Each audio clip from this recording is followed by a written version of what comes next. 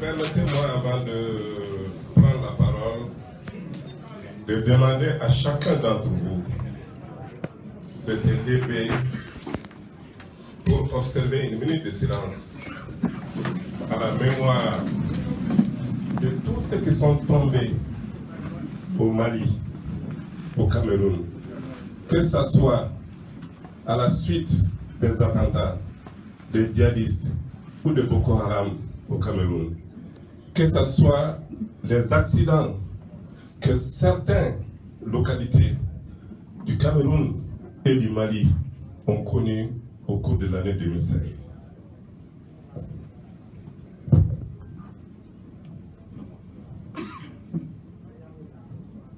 Je vous remercie.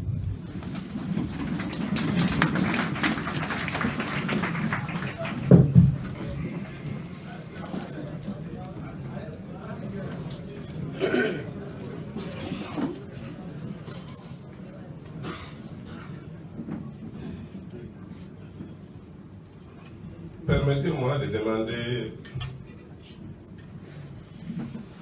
excuse, comme il est de notre tradition au Mali,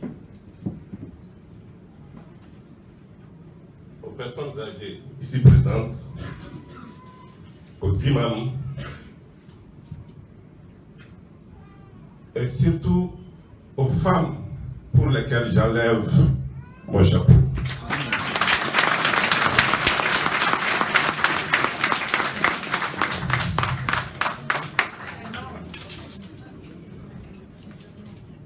Monsieur le Président du Conseil de base des Maliens du Cameroun, Messieurs les membres du bureau du Conseil de base des Maliens du Cameroun, Monsieur le Président du bureau des Maliens, chers invités, Mesdames et Messieurs, permettez-moi tout d'abord de remercier le Président et l'ensemble des membres du bureau pour la bonne organisation de cette Assemblée générale. De remercier également les délégations venues des autres villes du pays et enfin de remercier vivement les nombreux invités qui ont fait le déplacement. Je tiens également à remercier tout particulièrement les personnes âgées, les notables, les imams qui ont fait l'honneur de bien vouloir assister à cette rencontre. Leur présence rehausse davantage l'éclat et l'importance de cette rencontre.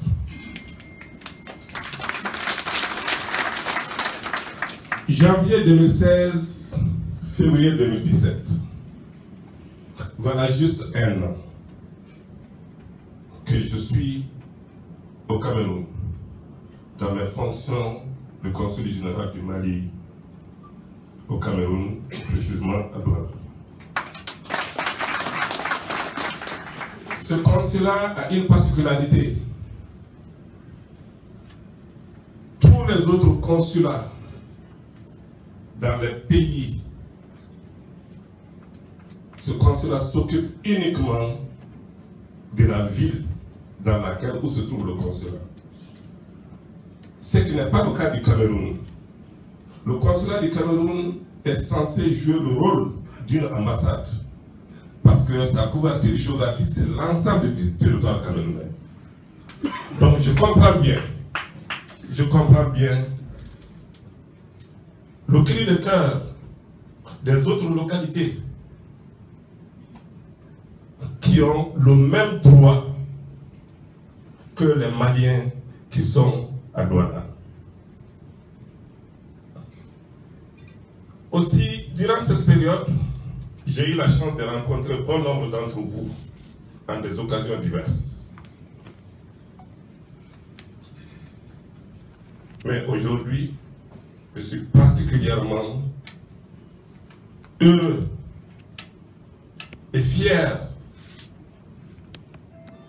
que le bureau ait pu réunir autant de Maliens. J'avoue, c'est une surprise très agréable pour moi. Mais je pense qu'ensemble, nous nous sommes mis à l'œuvre pour pouvoir réussir cette Assemblée générale. Et je suis certain, à une prochaine Assemblée générale, ce n'est pas une salle comme ça qu'on va prendre. J'aurais souhaité qu'à une prochaine Assemblée générale, qu'on cherche à aller dans un stade. Parce que tellement il y a de Maliens dans ce pays. Les jeunes nous ont dit tout de suite, 3000 ça veut dire quoi? Ils nous ont dit 3000, ça veut dire 3000 jeunes qui se sont mobilisés pour aller supporter l'équipe nationale féminine à Limbé et à Yaoundé. Ça, ce n'est que le jeune. Donc, nous avons beaucoup de Maliens, qu'ils soient installés ici, au Cameroun, ou qu'ils soient des passages. En tout cas, il y en a suffisamment.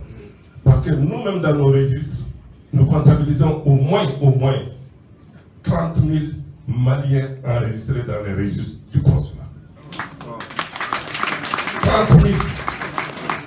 Et quand on sait, peut-être que la moitié ne vient pas s'enregistrer au niveau du consulat. Donc c'est pour dire que peut-être aujourd'hui, nous avons au moins 50 000 Maliens, en tout cas, qui font des va-et-vient à partir du Cameroun. Il faut dire que ce bureau et moi avions voulu cette présentation beaucoup plus tôt. Depuis la mise en place du bureau national. Mais pour des questions de programmation et pour d'autres raisons, malheureusement, nous n'avons pu tenir cette rencontre plus tôt. Mais aujourd'hui, par la grâce d'Allah, ça veut dire que c'est aujourd'hui qu'il a voulu qu'on fasse cette rencontre. Monsieur le Président, Mesdames et Messieurs, je voudrais saisir cette occasion pour remercier une fois de plus les plus hautes autorités maliennes qui ont bien voulu m'accorder leur confiance en me confiant cette mission. Mais c'est aussi l'occasion pour moi de remercier les autorités camerounaises pour l'accueil et l'hospitalité qu'elles ont toujours concédé aux ressortissants maliens, et cela depuis plusieurs générations. Il ne faut pas qu'on l'oublie. Mesdames et messieurs, vous avez certainement remarqué que de vous-même, qu'avant même la remise officielle de mon exécutif, j'avais déjà entamé plusieurs démarches et rencontres, soit avec les responsables de la communauté, soit avec les autorités du pays d'accueil, afin de trouver des solutions aux dossiers chauds qui étaient en instance. Déjà en janvier 2016, je suis arrivé le 21 janvier 2016, mais déjà en janvier, donc avant la fin du mois de janvier, quelques jours après mon arrivée, j'ai reçu la visite de l'ensemble des membres du bureau de Douala. À cette occasion, plusieurs autres personnalités de la communauté malienne y étaient présentes, notamment des sages, des imams et autres personnes de ressources. Cette rencontre m'a permis de faire une prise de contact et d'échanger avec les représentants de la communauté malienne. Après cette première rencontre de prise de contact, j'ai reçu entre janvier et mai 2016, successivement, la visite des représentants du bureau de Douala en février 2016, de la communauté Foulbri le 14 avril 2016, de la communauté d'Ougon le 15 avril 2016, de la jeunesse malienne de Douala le 12 mai 2016, des associations de femmes de Douala le 15 octobre 2016, de la jeunesse CDAO le 10 avril 2016 et une réunion avec le bureau de Douala le 17 juillet 2016 à son siège. À tous,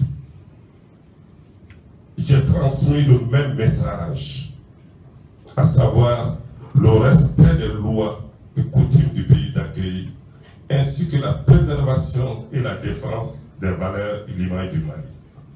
Ce que nous a rappelé tout à l'heure la porte-parole des femmes du Cameroun, qui nous a rappelé le même message qui leur a été porté lors du forum par le président du Haut Conseil des Maliens de l'extérieur, en la personne de Habib Sylla. Donc ce message, je tiens à le réitérer ici, car il est au centre de la mission qui m'a été confiée par les hautes autorités du Mali. Ma mission au consulat général du Mali, à Douala, consiste pour l'essentiel à l'assistance et à l'encadrement de la communauté malienne sur la base du respect des lois du pays d'accueil. C'est également ce même message que j'ai transmis lors de ma rencontre avec la communauté malienne de Yaoundé, le 16 février 2016. Il faut aussi dire qu'il a été également question, lors de toutes ces rencontres, des sujets relatifs aux tracasseries que subissaient les ressortissants maliens à la suite de la suspension de la Convention de 1964. Des difficultés liées à l'obtention de la carte de séjour et du visa d'entrée gratuit et de la délivrance des pièces d'identité maliennes. Il faut qu'on en parle. Parce que je sais que c'est l'objet pour lequel beaucoup d'entre vous sont dans cette salle ce soir. Il faut qu'on en parle. Donc, à toutes ces préoccupations, nous avons donné des réponses simples, claires et précises, s'adossant sur les textes en vigueur dans le pays d'accueil. Mesdames et messieurs, comme vous le savez, je suis arrivé ici à un moment assez particulier. Il ne faut pas que les gens l'oublient. Je suis arrivé ici à un moment marqué notamment par la suspension par le Cameroun de la Convention de libre circulation de 1964. Donc, la tâche n'était pas facile pour des personnes, des familles qui ont vécu ici pendant des décennies dans une situation particulièrement avantageuse, mais du jour au lendemain, qu'on suspende cette convention, c'est tout à fait normal que les gens se perdent dans ce qui se passe au niveau des habitudes.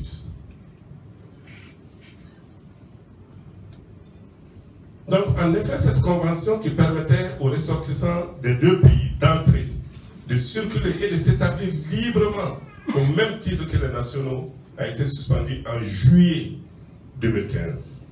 Je dis bien juillet 2015. Mais déjà, depuis 2009, selon le document que j'ai retrouvé, depuis 2009, cette convention de 64 a été dénoncée par la partie camerounaise. Et depuis 2009, des pourparlers étaient en cours entre les autorités maliennes et les autorités camerounaises pour voir comment sauver l'essentiel de ce qui était là. Donc depuis 2009, cette situation est en cours. Elle n'a pas commencé en 2015. Alors, par cette suspension, les ressortissants maliens se sont brusquement retrouvés dans une situation délicate. C'est pourquoi le ministre des Affaires étrangères, de la coopération internationale et de l'intégration africaine, son Excellence M. Abdoulaye Diop, a conduit en personne une forte délégation pour négocier avec les autorités camerounaises afin de préserver la situation préférentielle, je dis bien préférentielle, des Maliens sur le territoire camerounais. Au cours de cette mission, ces négociations ont abouti finalement le 8 septembre 2015 à la signature d'un accord sur la circulation des personnes et des biens entre la République du Mali et la République du Cameroun. Croyez-moi, ces négociations ont été longues et difficiles pour nos autorités. Du fait des engagements pris par les autorités du Cameroun dans le cadre du processus d'intégration de la CEMAC.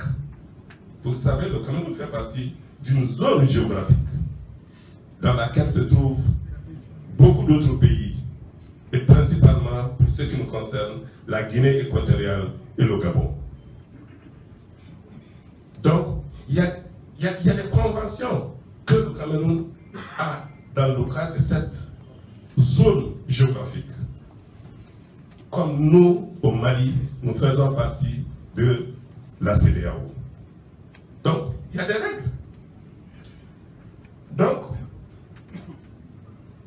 fort heureusement,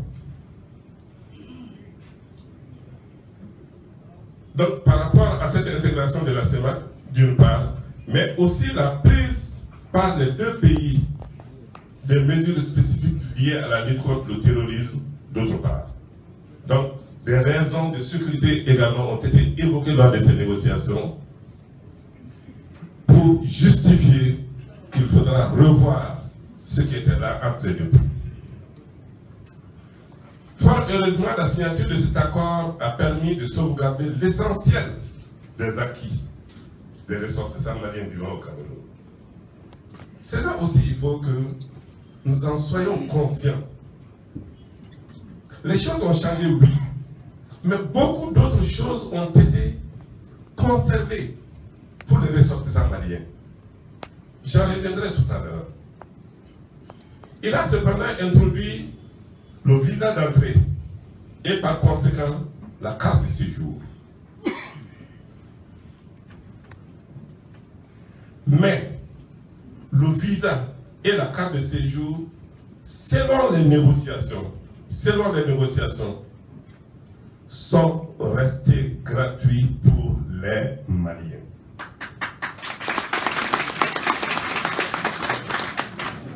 Pas plus tard qu'hier soir encore, pour encore me rassurer de ce qui est dans de ce qui est issu de ces négociations, je discutais avec les premiers responsables qui étaient là à cette négociation. Moi, je n'y étais pas.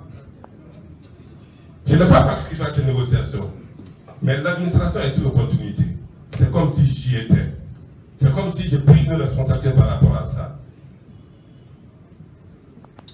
Le chef de la délégation qui était là à la signature de cet accord m'assurait encore une fois dans l'esprit de l'accord. Parce que certains me diront, non, nous avons lu l'accord, mais nulle part on ne parle de carte de séjour. Non. Tout ne peut pas être mis dans un accord. Mais il y a l'esprit, il y a ceux qui ont discuté de l'accord, ils savent qu'est-ce qui a été convenu. Mais ce qui est aussi une réalité.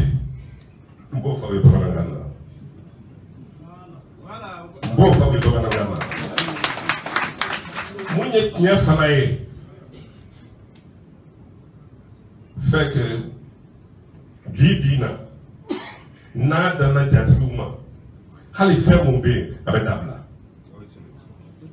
Angana de Wonnegan n'a dans la Luma, c'est-à-dire que Ouma dara Ouma Ouma soka bétien sinon n'a pas dans Nouma. C'est-à-dire hali oui fait ni autour d'un boulot autour de parce que au boulot on y est à la intérêt du même boulot mal là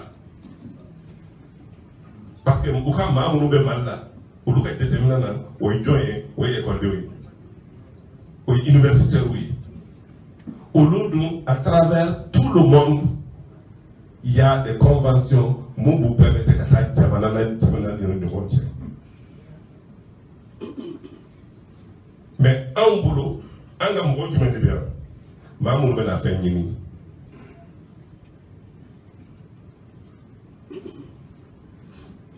Donc, Fago Yoroni Famille.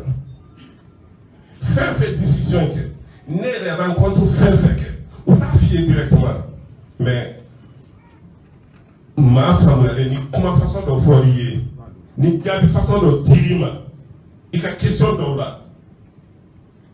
Ni te mwa kuna ngoye e ba famia ka pratiquement fille donc anga hakri do yola avantage fitini mon bambolo par rapport aux autres nationalités anga mbamba anga minakaja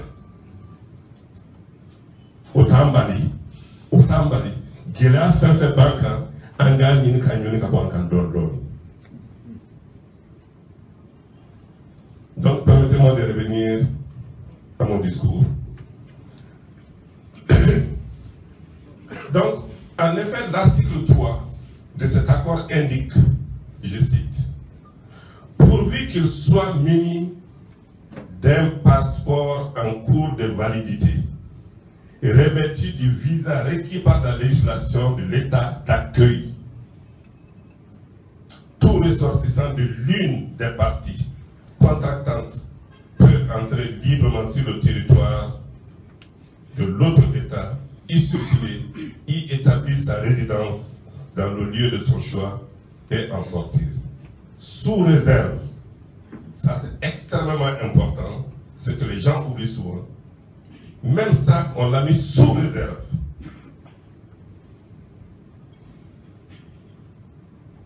Sous réserve des dispositions préférentielles communautaires, donc de la CEMAC pour le Cameroun et de la CEDEAO pour le Mali, propre à la sous-région dont chacune des parties contractantes relève. Cela, il ne faut pas qu'on l'oublie. En sonnant une fin de mois, mais voilà, en région mon ça va nous mettre en ou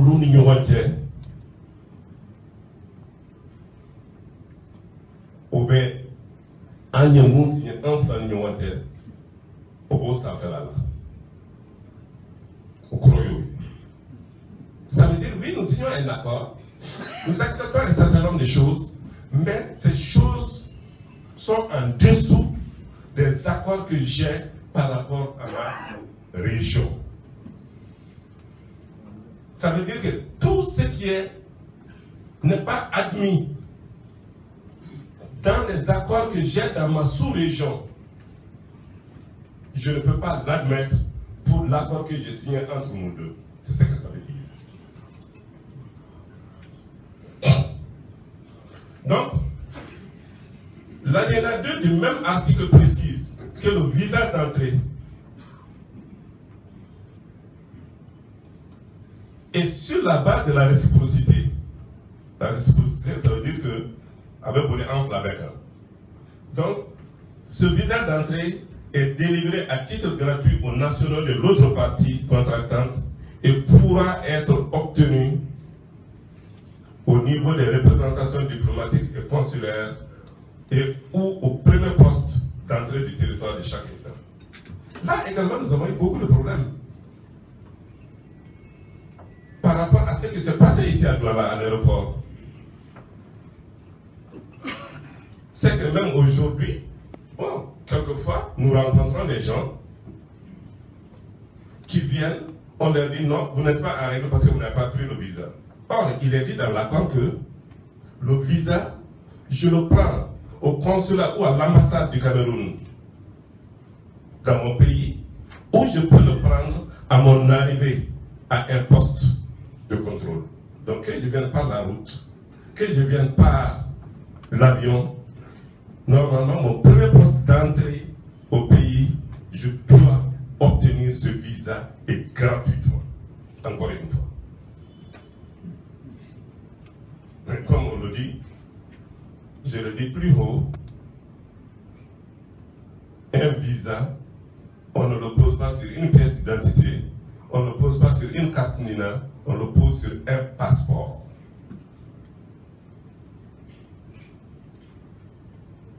Alors, de sa signature à son entrée en vigueur, l'accord a connu plusieurs niveaux d'appréciation. Il a d'abord été approuvé par les parlementaires des deux pays, avant d'être ratifié par les chefs d'État du Mali et du Cameroun. Ainsi, le président de la République du Cameroun, son Excellence Paul Biya, a ratifié l'accord le 11 janvier 2016 et le président de la République du Mali l'a ratifié à travers l'Assemblée nationale le 29 avril 2016. L'ensemble des formalités constitutionnelles internes aux deux États ayant été accomplies, ainsi que les notifications nécessaires, l'accord est officiellement entré en vigueur le 5 novembre 2016. Le 5 novembre passé. Pour vous dire que cet accord qui a été signé le 8 septembre 2015 n'est rentré réellement en vigueur que le 5 novembre 2016. Et je vous dis, jusqu'au moment où je vous parle, donc, comme vous avez pu remarquer vous-même, entre juillet 2015, date de la suspension de la Convention 64, en novembre 2016, date d'entrée en vigueur de l'accord sur la circulation des biens et des personnes, il s'est passé beaucoup de choses. Beaucoup de choses. En fait, la suspension de 64, avant sa rentrée en vigueur, un nouvel accord par la partie camerounaise a subitement mis fin, a mis bon nombre de nos compatriotes dans une situation irrégulière de fait. Parce que entre la suspension de l'accord de 64 et la mise en œuvre de nouveaux accords en novembre 2016, ça veut dire que tous les Maliens se sont retrouvés dans une situation irrégulière de fait. En fait, c'est de fait. Malgré nous, bien qu'on était là depuis 30 ans, bien qu'on est arrivé pendant que ce nouveau accord n'était pas signé, mais le fait qu'on a suspendu, on s'est tous retrouvés dans une situation irrégulière, malgré nous. Parce que c'est que le Mali a déploré, et à travers la voix du ministre des Affaires étrangères, quand il est venu pour les négociations, c'est le fait qu'on a suspendu unilatéralement, mais sans notifier au Mali que, bon, nous suspendons la Convention de 64 et à partir de là, jusqu'à ce qu'on mette en œuvre le nouveau accord, tous les Maliens vont se retrouver comme les autres étrangers. C'est dans cette situation qu'on s'est retrouvés tous. Alors, tous les jours, on vous arrête dans vos lieux de travail, on vous arrête dans la circulation, on vous amène à la police, on dit qu'on vous prend pour... comment on appelle ça? Hein? Voilà, on vous prend. Donc vous êtes rentré clandestinement au Cameroun. Imaginez-vous quelqu'un qui est là depuis 10 ans, 20 ans, du jour au lendemain, on t'arrête, on dit que tu es là clandestinement. Je comprends que ce n'est pas facile. Mais qu'éprouvions-nous en ce temps? Ni nous. Tout ce que nous pouvons faire, c'est de nous plaindre. Vous venez vous plaindre à vos bureaux, ou vous partez vous plaindre à votre consulat. Le pauvre consul et ses conseillers, qu'est-ce qu'il peut faire? C'est d'écrire à l'autorité camerounaise pour dire, bon, on se plaint parce qu'il y a eu ceci, il y a eu cela. Mais c'est tout ce qu'on peut faire. Nous, nous faisons mon boligar, et c'est la monnaie. Et c'est là, il y a des gens qui ont grandi là-haut. C'est vrai, c'est vrai, donc, c'est ce que nous avons toujours fait. Chaque fois qu'il a été porté à notre connaissance, telle ou telle situation, nous avons saisi qui le droit, c'est que nous exigent les règles de la coopération internationale. Hein. Donc, c'est ce que nous avons toujours fait. Donc, les interpellations qui ont eu lieu pendant cette période ont été particulièrement difficiles à gérer du fait de l'absence de textes appropriés à la situation. C'est pour pallier à cela que j'ai, dès mon arrivée, entrepris de prendre contact avec l'ensemble des autorités camerounaises en charge de ces questions, notamment le secrétaire général du ministère des Relations extérieures du Cameroun, le gouverneur de la région du littoral, parce que le gros problème, c'était surtout à Douala. Le préfet de Bouri, le délégué du gouvernement auprès de la communauté urbaine de Douala, le délégué régional de la sûreté, le commissaire de l'aéroport international et enfin la commissaire de l'EMI Immigration de Douala et d'autres commissaires. À ce niveau, je vous dis, je le répète, à l'époque on m'a dit non, en tant que consul, vous ne devez pas vous déplacer pour aller voir un commissaire de police. Vous êtes au-dessus de ça. Ce que vous devez faire, c'est d'écrire au Minirex poser le problème. Je dis non. Si je dois avoir le policier qui est au bord du carrefour, si le problème se trouve au niveau de ce policier, moi, ça n'enlève en rien à ma personne de me déplacer pour aller voir ce policier pour poser mon problème. Et ça, je l'ai toujours fait. Je l'ai toujours fait en contradiction totale avec les règles de la diplomatie.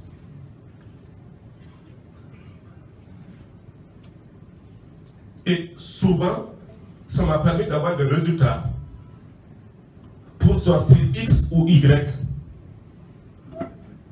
d'un commissariat ou au niveau d'une prison quelconque.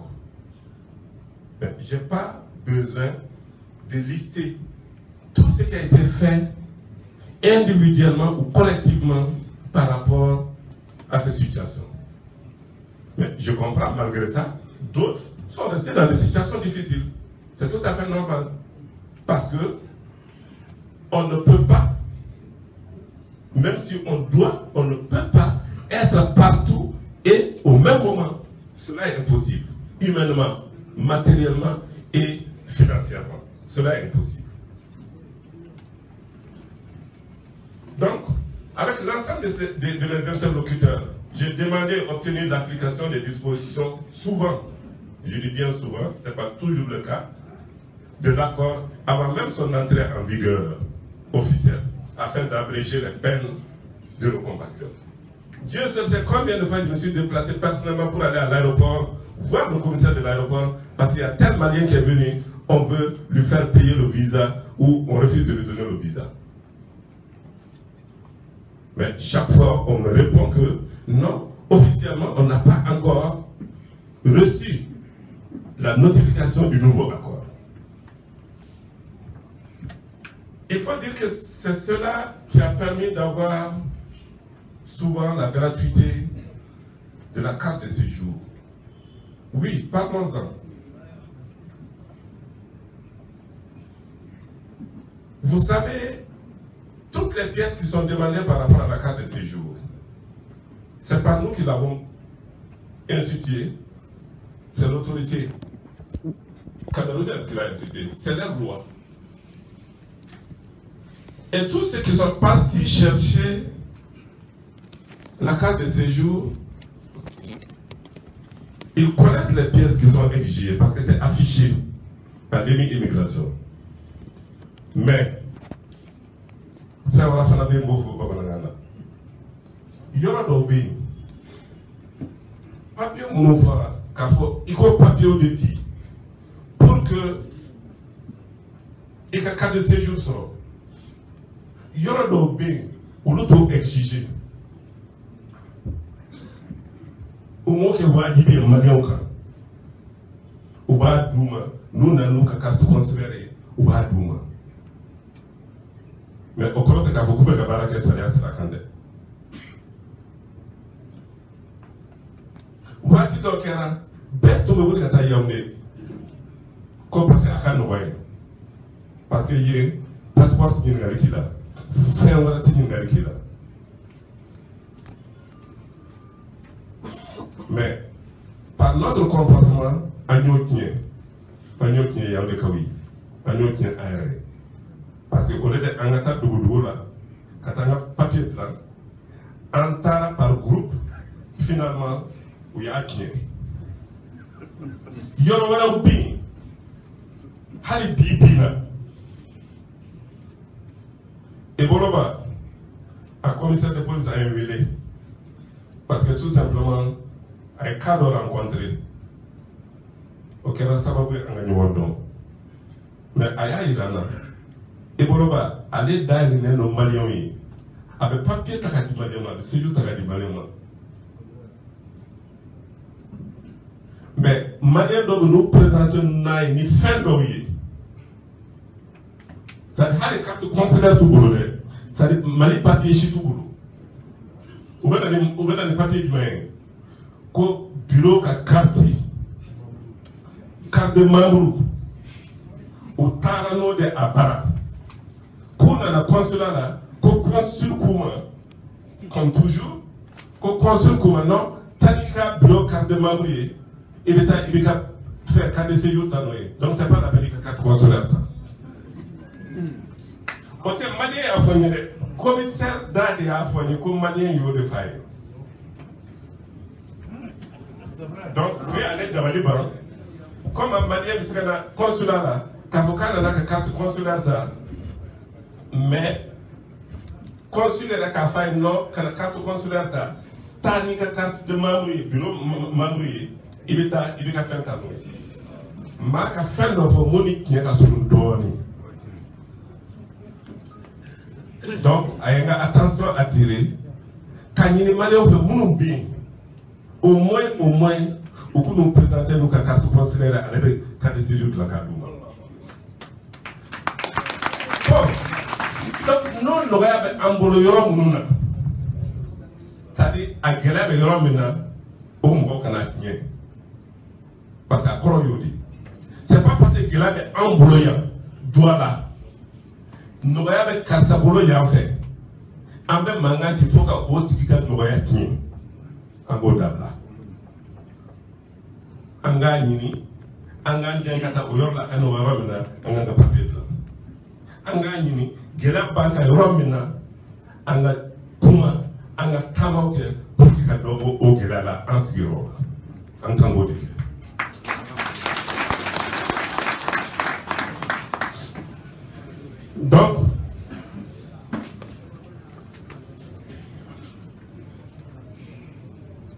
donc je ne vais pas revenir sur un certain nombre de choses par rapport vraiment au nouveau accord. Je peux juste vous donner les références pour ceux qui ont besoin de consulter les textes du Cameroun à la matière.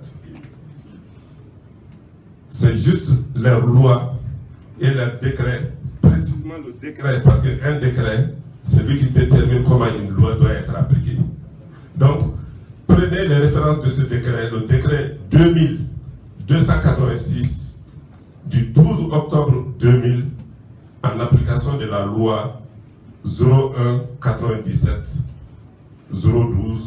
du 10 janvier 97 qui fixe les conditions de délivrance de la carte de séjour. Nayo loi, nayo décret, vous allez comprendre que tout ce qu'on vous raconte pour dire que c'est le consul qui a exigé ou c'est le consulat qui a exigé avoir passeport, vous allez comprendre que c'est vraiment des rumeurs. Mais comme je l'ai toujours dit, je ne gère pas les rumeurs. Nous sommes une administration. Quand nous devons dire quelque chose à un policier, à un responsable du Cameroun, c'est une lettre qu'on fait, qu'on adresse à l'autorité. Mais Anteyala Kafo, policier, ni madame ma passeport à Ayamina, ni madame ma carte de séjour à Ayamina, ceci ou cela, non. Mais notre devoir, c'est vous dire toujours ce qui doit être fait. Maintenant, le faire ou ne pas le faire, on va départir là. Mais ni, nous, quand on a fait notre mission. Ça peut faire mal, ça peut ne pas plaire aux gens, mais je pense que nous avons ce devoir de dire la vérité. Mais je m'excuse souvent, bon, peut-être la manière de dire cette vérité peut choquer les gens. Ça peut arriver. Si tel a été le cas, par rapport à un Malien, par rapport à un groupe de Maliens, que j'ai rencontré souvent, soit dans mon bureau, soit même à la maison, je présente toutes mes excuses par rapport à ça.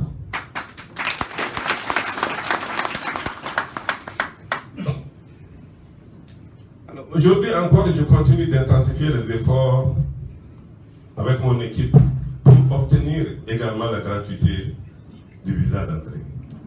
Mais je pense qu'aujourd'hui, pour moi, tout ça c'est du passé. Parce qu'aujourd'hui, je dispose d'un texte qui est rentré en vigueur pour tout le monde.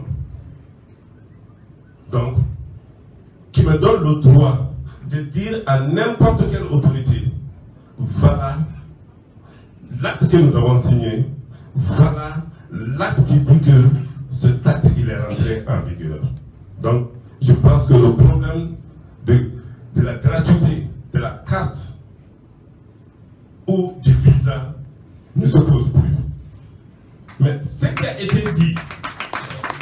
La gratuité ne veut pas dire que tu ne payes pas un franc. Il faut qu'on se le dise. Il y a des droits.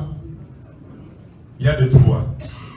Il y a des droits de terme que chaque personne paye. Comme quand vous partez prendre votre carte consulaire au consulat, on vous fait payer 4 000 francs. Je rappelle, je précise que la carte consulaire, elle coûte 4 000 francs. S'il y a des gens qui se font prendre de l'argent par d'autres personnes pour dire que je vais faire ta carte et dire que il faut donner 10 000 francs, il faut donner 20 000 francs, il faut donner 50 000 francs, c'est pour sa poche. C'est pas le prix de la carte consulaire du Mali. La carte, elle coûte 4 000 francs. Que me chérie.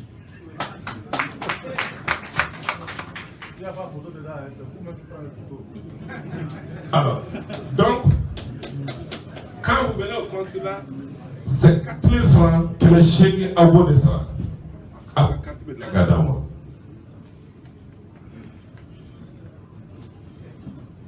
Donc, s'il vous plaît, ne vous laissez pas arnaquer par des démarcheurs.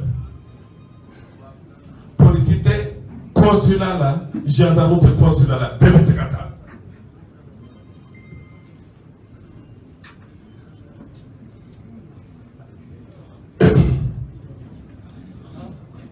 Donc, toutes ces informations, toutes ces évolutions ont été largement partagées avec très souvent les membres du bureau ici présents.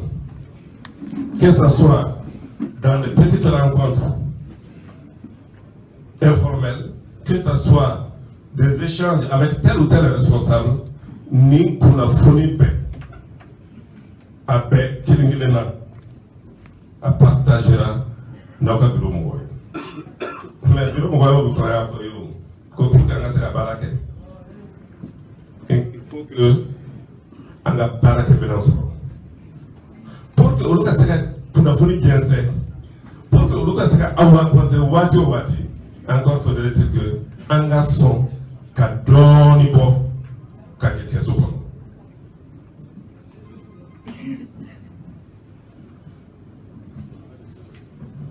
Donc, permettez-moi vraiment de couper court à toutes ces informations de forces rumeurs, le consulat a dit ceci, le consulat a dit cela. Non, on a d'autres là. Sinon, Mama Oula Kavomba, c'est qu'à concilier. Ni n'alibem fait qu'à faille, qu'à pour la folie sur là. Ni Mourokelem bien, ni date pour la monnaie, à tirer qu'à bloquer. Comme bien. Il faut ne pas boire mon canaba.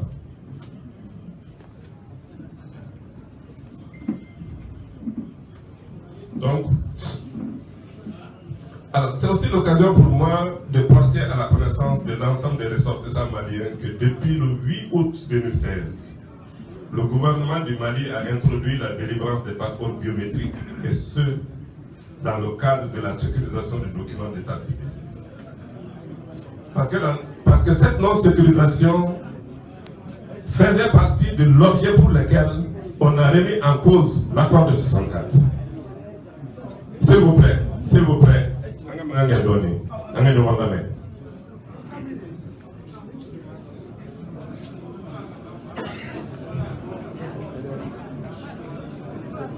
Alors, est-ce que vous voulez que j'arrête?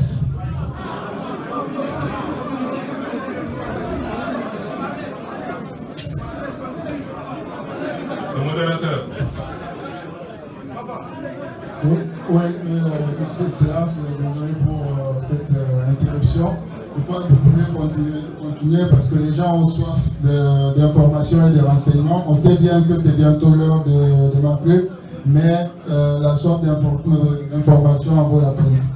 D'accord. En tout cas, nous avons des imams dans la salle ici qui sont encore assis. Donc, je crois que on est sous le couvert de leur protection et ils ne se sont pas levés pour la prière. Donc je disais que le passeport biométrique est aujourd'hui le seul passeport valable pour le Mali. Parce que le passeport biométrique semble être plus sécurisé.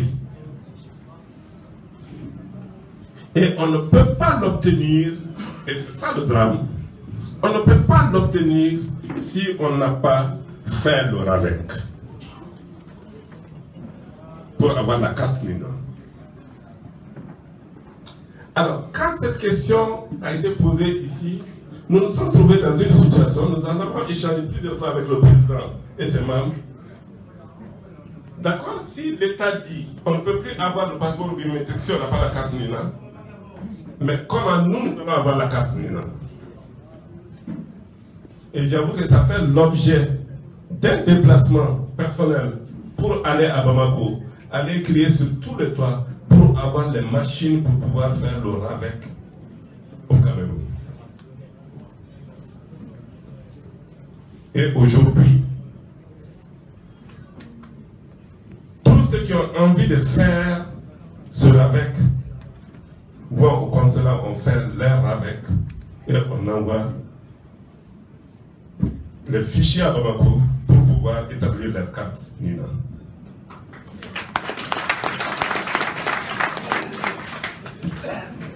La seule condition pour pouvoir faire le RAVEC, il faut avoir son extrait de naissance. Il faut avoir son extrait de naissance.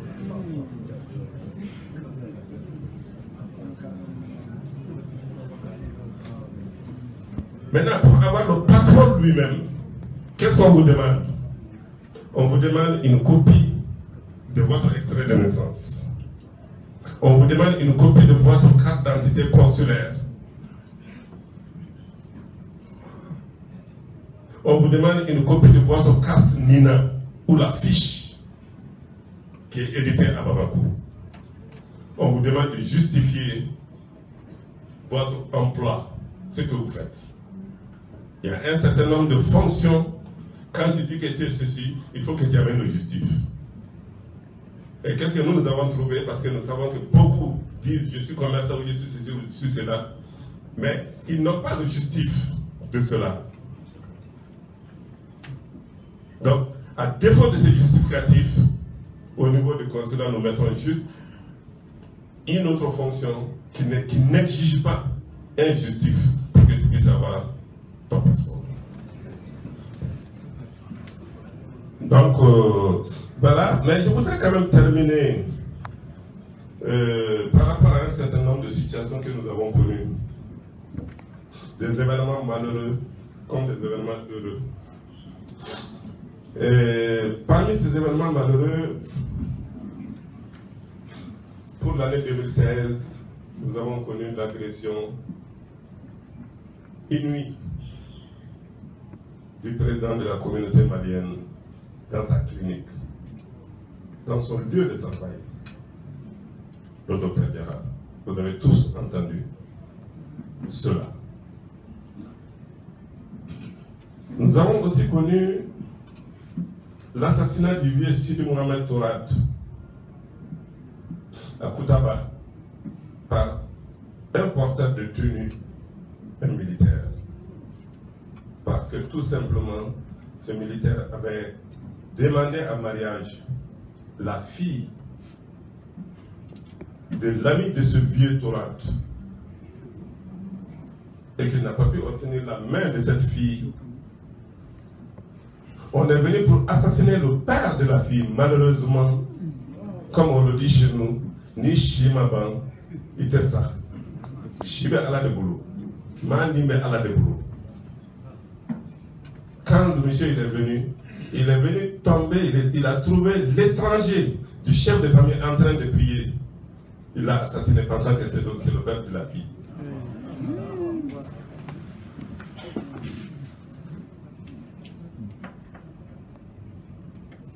On a été alerté la nuit par rapport à cette situation. Le lendemain, une délégation du consulat s'est déplacée pour aller sur le lieu. Nous avons également connu l'assassinat en mars 2016 du jeune Daouda Arama à Yassa, ici. Beaucoup d'entre vous ont dû entendre cela. Sa moto, jusqu'à aujourd'hui, est dans la nature. Vous avez certains responsables parmi vous qui suivaient ce dossier. À commencer par le jeune Bado. Nous avons également connu l'assassinat de Souleymane Diarra à Bertois, le 15 novembre, par des bandits. Le corps retrouvé pendu de Hamad Kassambara le 5 décembre dans sa chambre à Matia. Donc, ça c'est un certain nombre d'événements malheureux. Donc, pour finir, permettez-moi quand même de rappeler quelques gestes, appuis symboliques que nous avons fait. Le président en a parlé au cours de son discours, que nous avons fait à l'endroit du bureau national. Je crois qu'il y a quelqu'un qui l'a rappelé aussi. Autre chose qui m'a frappé dans cette communauté, c'est vraiment la mobilisation et l'organisation de deux groupes. Le groupe des femmes, j'avoue, j'ai reçu deux correspondances du groupe des femmes qui constitue pour moi comme une coupe.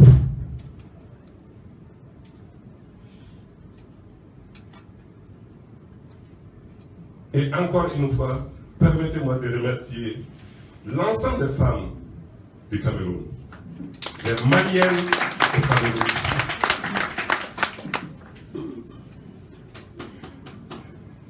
Le deuxième groupe, c'est les jeunes. Les jeunes qui ont été de tous les combats, non seulement du bureau, mais et du consulat. Les jeunes qui se sont mobilisés, qui ont investi de l'argent. Ils ont été modestes, ils n'ont pas voulu dire combien ils ont investi par rapport à leur soutien aux aigles féminines du Mali. Elles ont été modestes. C'est parce qu'ils ont été modestes que personnellement je tairai aussi les appuis que nous avons fait à l'endroit, que ce soit du bureau, que ce soit des femmes, que ce soit de ces jeunes. C'est vraiment un sens d'humilité que les jeunes nous ont démontré.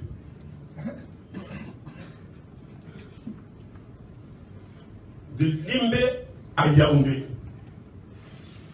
Jusqu'à aujourd'hui, les journaux continuent à en parler à Bamako. Pour les jeunes du Cameroun.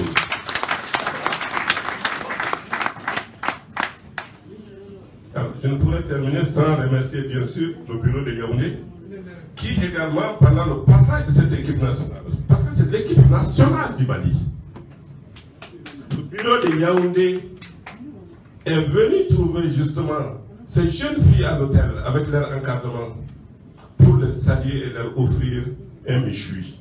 C'est le lieu de les remercier également.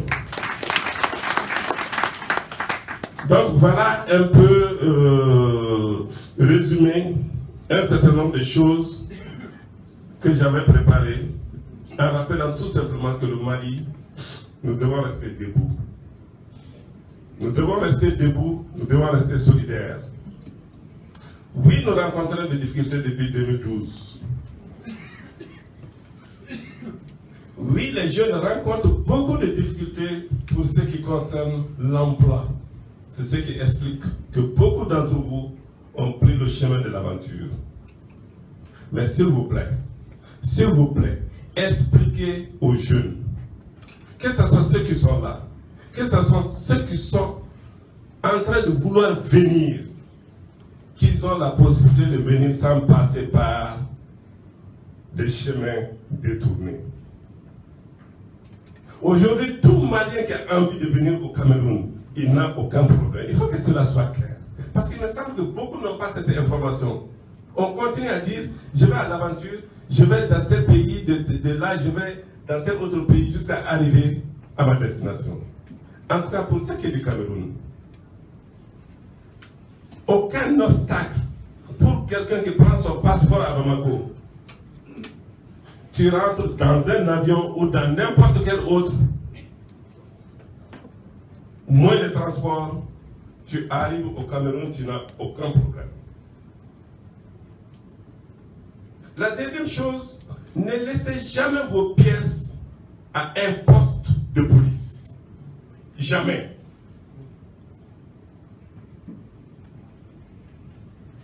Parce que beaucoup laissent leurs pièces, il suffit qu'ils arrivent au niveau d'un poste. On les menace un tout petit peu.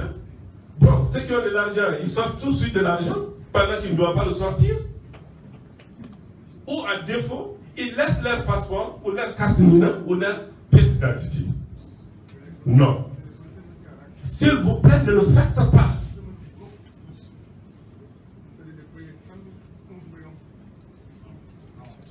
Donc, vraiment, ne laissez pas vos pièces. Parce que quand vous laissez vos pièces, j'ai l'habitude de le dire à Gérard, quand vous venez à moi, vous dites que vous êtes un Malien, et vous parlez Peul, vous parlez Bambara, vous parlez n'importe quelle autre langue du Mali. Mais si vous n'avez aucun papier qui montre que vous êtes un Malien, je dis moi, il me sera impossible de vous donner un papier pour dire que vous êtes Malien. J'ai dit, même Diara, toi, tu amènes quelqu'un, tu es le président de la communauté, tu amènes quelqu'un, tu me dis que c'est un Malien, il faut lui faire un papier. Je dis, je ne le fais pas. Il faut qu'il présente au moins une pièce malienne. Et ça, ce n'est pas la faute de mes collaborateurs, je tiens à le dire, honnêtement. Les exigences que mes collaborateurs font des Maliens qui viennent chercher les papiers, ce n'est pas de leur faute. C'est moi qui les exige. Et j'en prends la responsabilité.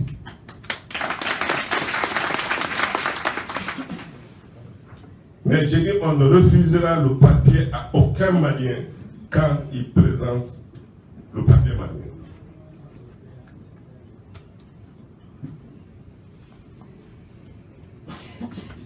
Vous avez vu ce qui vient pendant les cartes consulaires? Le délai c'est 2 jours, 3 jours. Mais je crois que le consulat du Douala est l'un des rares consulats. Vous pouvez aussi demander les autres pays. Vous en connaissez. Tu viens déposer ta carte consulaire aujourd'hui. Rarement, tu ne l'as pas le même jour. Rarement. Ça peut arriver, mais c'est rare.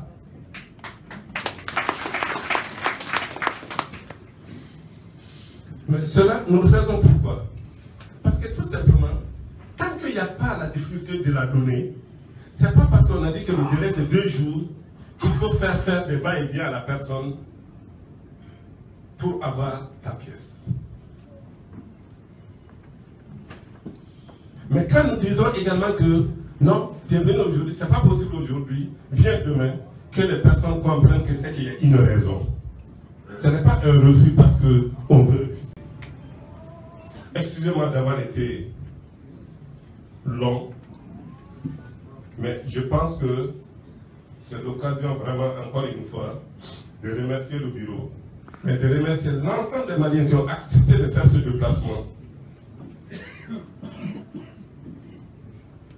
Et que même si dans 1 mois, dans 2 mois, et je pense qu'il faudrait même qu'ensemble ici, qu'on décide que peut-être chaque 3 mois, ou au moins chaque 6 mois dans l'année, qu'on puisse avoir une assemblée générale comme celle-là pour pouvoir donner des informations aux Maliens. Donc, mais, parce que je ne voulais pas prendre la parole pendant que Bozoni, Oli Noumou et Sane, mais Ouyen Deli. Voilà. Merci. Alors, il y a une information capitale pour tout le monde, c'est que depuis le 27 janvier S'il vous plaît. Ça intéresse tout le monde. Depuis le 27 janvier, la République du Cameroun, le président Paul Biya, son excellence Paul Biya, a signé le décret qui ouvre un consulat du Cameroun à Bamako. Donc, ça veut dire que dans les semaines ou mois à venir, le consul du Cameroun au Mali va être nommé et il va s'installer à Bamako. Donc il y a beaucoup de choses qui vont peut-être se régler pour nos compatriotes qui souhaiteraient venir. Voilà.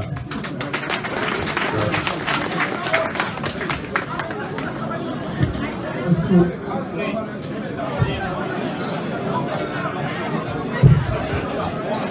Merci beaucoup. Avec la permission du président, je suggère qu'on aille faire la prière et on revient pour ne serait-ce qu'un quart d'heure de séance de questions-réponses. J'espère que tout le monde, personne n'y trouve l'inconvénient. On va prier et on revient pour la séance de questions-réponses. Merci. Disons, on revient juste après la prière.